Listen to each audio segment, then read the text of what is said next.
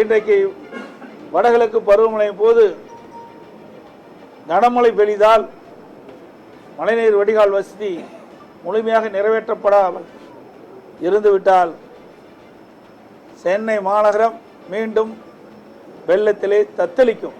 மக்கள் கடுமையாக பாதிக்கப்பட்டு விடுவார்கள்.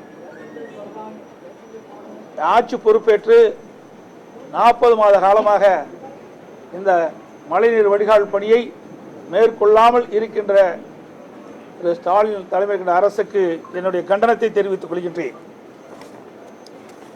அதேபோல திரு செந்தில் பாலாஜி அவர்களுக்கு அமைச்சர் பதவி வழங்கியிருக்கின்றார்கள்.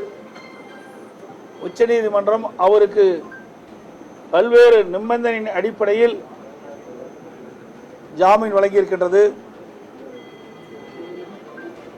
திரு செந்தில் பாலாஜி அவர்கள் ஜாமீன் பெற்று சிறையிலிருந்து வெளியிலே வருகின்ற பொழுது முதலமைச்சர் அவர்கள்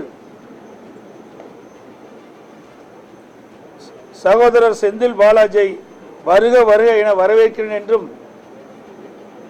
உன் தியாகம் பெரிது, உறுதி அதனினும் பெரிது என்று குறிப்பிட்டுள்ளார். ஆக திரு செந்தில் பாலாஜிக்கு முக்கியத்துவம் கொடுக்கின்றார். திரு செந்தில் பாலாஜி அவர்களும்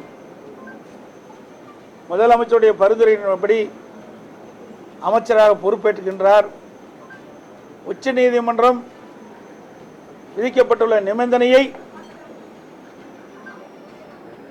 காவல்துறை கண்காணித்து நிபந்தனையை மீறினால் நடவடிக்கை எடுக்கப்படுமா என்று சந்தேகம் மக்களிடத்திலே உள்ளது. என்று சொன்னால் முதலமைச்சரே இவரை பாராட்டியிருக்கின்றார். திரு செந்தில் பாலாஜியை திரு செந்தில் பாலாஜி அவர்கள் அமைச்சராகிவிட்டார். இப்படி இருக்கின்ற பொழுது அவர் நீதிமன்ற அளித்துள்ள நிபந்தனை மீறுகின்ற பொழுது காவல்துறை நடவடிக்கை எடுக்குமா என்பது ஐயப்பாடாக இருக்கின்றது. அதோடு இன்றைய தினம் திரு செந்தில் பாலாஜியுடைய வழக்குகளை தனி சிறப்பு நீதிமன்றம் அமைத்து ஓராண்டுக்குள் அவருடைய வழக்குகள் முடிக்கப்பட வேண்டும் என்று உச்ச நீதிமன்றம் தீர்ப்பு வழங்கியுள்ளது. பல நாட்களாக திரு உதயநிதி அவர்கள் துணை முதலமைச்சர் ஆவார் என்று அடிக்கடி ஊடகத்திலையும் பத்திரிகையிலையும் திமுக கட்சியை சேர்ந்தவர்களும் திமுக அமைச்சர்களும் குறிப்பிட்டு வந்தார்கள். தற்போது முதலமைச்சர் அவர்கள் திரு உதயநிதி அவர்களுக்கு துணை முதலமைச்சர் வழங்கியிருக்கின்றார். இன்றைக்கு உதயநிதி அவர்கள் தமிழகத்தினுடைய துணை முதலமைச்சராக பொறுப்பேற்றவுடன் தமிழகத்தில் தேனாரும் பாலாரும் ஓடும்.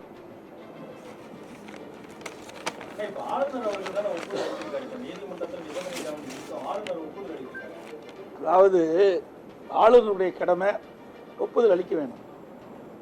முதலமைச்சர் பரிந்துரை செய்யப்பட்டால் ஆளுநர் யாருக்கு பரிந்துரை செய்யப்பட்டார்களோ அவர்களை அமைச்சர் பதவி பிரமாணம் செய்து வைப்பது ஆளுநருடைய கடமை.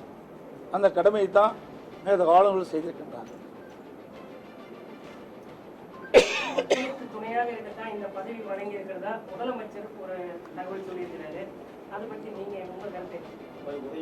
அதாவது திராவிட முன்னேற்ற கழக கட்சிக்கு பல பேர் உழைத்து வருகிறார். பல முறை சிறை சென்று இந்த சித்திரவதை அணிவித்தெல்லாம் இருக்கின்றார். திரு ஸ்டாலினை அடிக்கடி சொல்லுவார், மிசால சென்டர் அப்படி மிசால சென்டர்லாம் இருக்கிறாங்க. மூத்த அமைச்சர் இருக்கிறாங்க, மூத்த நிர்வாகிகள் இருக்கிறாங்க, அனுபவம் வாய்ந்தவர்கள், அமைச்சராக இருந்து நாட்டு நடப்பை தெரிந்தவர்கள். அவர்களுக்கெல்லாம் துணை அமைச்சர் வழங்கவே இல்லையே. ஆனால் திரு கருணாநிதி குடும்பத்திலே பிறந்தவர்களுக்குத்தான் முதலமைச்சர் என்ற மிகப்பெரிய பதவி கிடைக்கும் என்ற சூழ்நிலை தற்போது தமிழகத்தில் நிலவுகிறது. திரு கருணாநிதி அவர்கள் இருந்தார்கள். அவருக்கு பின்பு திரு ஸ்டாலின் முதலமைச்சராக இருக்கிறார். இப்பொழுது திரு உதயநிதி அவர்கள் துணை முதலமைச்சராக இருக்கிறார். இன்னும் சொல்ல போனால் திரு ஸ்டாலின் தலைமையில் இருக்கின்ற அமைச்சர்களே திரு உதயநிதியினுடைய மகன் இன்பநிதி வந்தாலும் நாங்கள் ஏற்றுக்கொள்வோம் என்று சொல்லுகின்ற அளவுக்கு அடிமையாக இருக்கின்ற காட்சி தான் திமுகவிலே பார்க்கின்றோம். சார், அவங்க தரப்பு பல்வேறு முன்னுதாரணங்கள் வைக்கிறாங்க. இப்போ பாஜக திடீர்னு அண்ணாமலை கொண்டு வந்தாங்க, அதே போல எம்ஜிஆர் இறப்புக்கு பிறகு ஜானகி அவர்கள் உடனே கொண்டு வரப்பட்டாங்க அப்படின்னு சொல்லி பல்வேறு உதாரணங்கள் வைக்கிறாங்க. வெவ்வேறு வேறு தான் வந்திருக்கிறாங்க. அண்ணாமலைங்கிறது அவர் ஒன்றும் அரசியல் வாரிசு கிடையாது.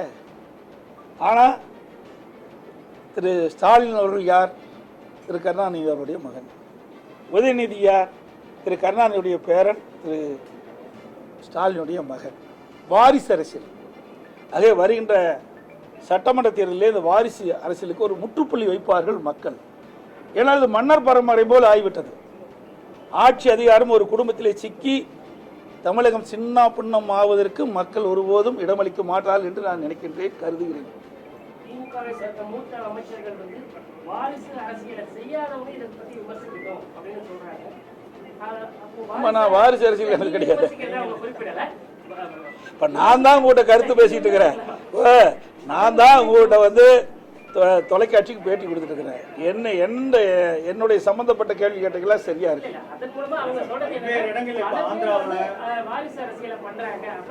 அப்படின்னா வெவ்வேறு பேர் தப்பு பண்றாங்க, அதே தப்பு இவர்களும் பண்ணுவாங்களா? ஒருவர் தப்பு பண்றாங்கன்னா மற்றவர்களும் அதே தப்பு பண்ணலாமா? இவர்கள் தானே முன்னாடி என்ன சொன்னாங்க? திரு நேரு அவர்கள், திருமதி இந்திரா காந்தி அவர்கள், ராஜீவ் காந்தி அவர்கள் வருகின்ற பொழுதெல்லாம் திரு கருணாநிதி என்ன சொன்னார்? குடும்ப ஆட்சி நடக்குன்னு சொன்னார்ல, வாரிசு அரசியல் நடக்குன்னு சொன்னார்ல. இப்ப திமுகவில் அப்படித்தான் நடக்குது. 2026 தேர்தலில் அதிமுக ஒன்றிணைஞ்சாதான் வெற்றி பெறும், ஆட்சி அமைக்க முடியும்னு சொல்லி ஓபிஎஸ் சொல்லி வராங்க. தயவு செய்து இனிமேல் இந்த கேள்வியை தவிர்த்துக்குங்க. ஏனென்றால் உச்சநீதிமன்றம் சரி, தேர்தல் ஆணையம் சரி, அனைத்து இந்திய அண்ணா திராவிட முன்னேற்ற கழகம், எங்கள் பகுதியில் இருக்கிற அனைத்து இந்திய அண்ணா திராவிட முன்னேற்ற கழகத்துக்கு அனைத்து அங்கீகாரம் கொடுக்கப்பட்டு விட்டது. திரு ஓபிஎஸ் அவர்கள் அடிப்படை உறுப்பிலிருந்து நீக்கப்பட்டவர், கட்சியில கிடையாது. அதிமுகனா எங்க தரப்பு தான் அதிமுக. நீங்க ஒன்னா போச்சு, ரெண்டா போச்சு, மூணா போச்சு, அதெல்லாம் பேசாதீங்க தயவு செய்து. நடந்து முடிஞ்ச நாடாளுமன்ற தேர்தலிலே அனைத்து இந்திய அண்ணா திராவிட முன்னேற்ற கழகம் 1% வாக்கு கூடுதலாக பெற்றிருக்குது. 2019 நடைபெற்ற நாடாளுமன்ற தேர்தலை விட 2024 நடைபெற்ற நாடாளுமன்ற தேர்தலில் அனைத்து இந்திய அண்ணா திராவிட முன்னேற்ற கழகம் 1% வாக்கு அதிகம் பெற்றிருக்குது. கூட்டணி பலம் குறைவாக இருக்கின்ற இந்த நேரத்திலே அதிக வாக்குகளை பெற்ற கட்சி அதிமுக கட்சி. அதனால் இந்த ஊடகமும் பத்திரிகையும் அருள்கூர்ந்து நான் கேட்டுக்கொள்கின்றேன். இனி இவர் இருக்கிறார், அவர் இருக்கிறார், அவரெல்லாம் இல்லை. உங்களுக்கு எல்லாமே தெரியும். நீ வேணுமெனே பரபரப்பான செய்தி வேணுவதற்காக இந்த கேள்வி கேட்கறீங்க. அவர் பேசுறதுக்கெல்லாம் நான் பதில் சொல்ல முடியுமா? சட்ட நீதி என்ன இருக்குது?